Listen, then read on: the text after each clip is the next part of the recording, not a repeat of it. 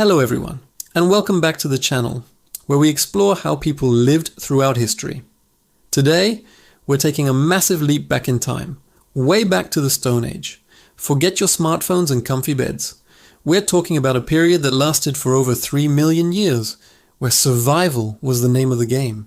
So, what was a typical day like for our Stone Age ancestors? Well, it wasn't a 9-to-5 job, that's for sure.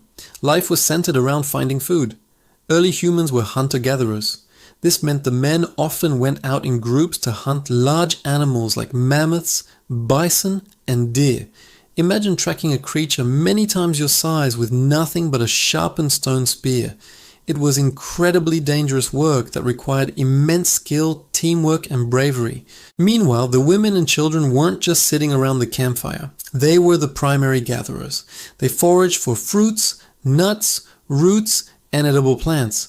They had an encyclopedic knowledge of the local flora, knowing what was safe to eat and what was poisonous. This gathering was actually a more reliable food source than hunting, providing a steady supply of nutrients for the group.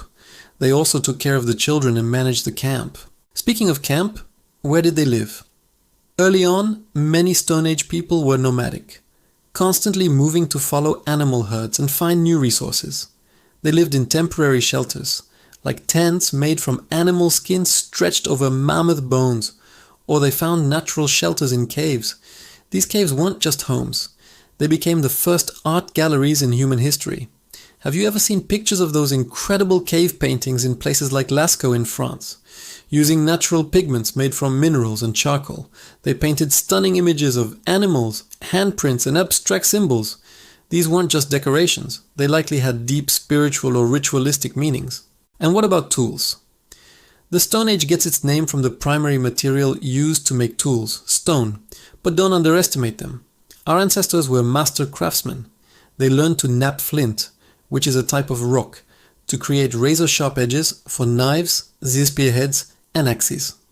These tools were essential for everything from hunting and butchering animals to building shelters and making clothes from animal hides. It was the original DIY culture. Life was tough, no doubt about it, but it was also a time of incredible innovation and resilience that laid the foundation for everything that came after. Thanks for joining me on this journey back to the Stone Age. If you enjoyed this, don't forget to hit that like button, subscribe, and ring the bell so you don't miss our next trip through history. See you next time.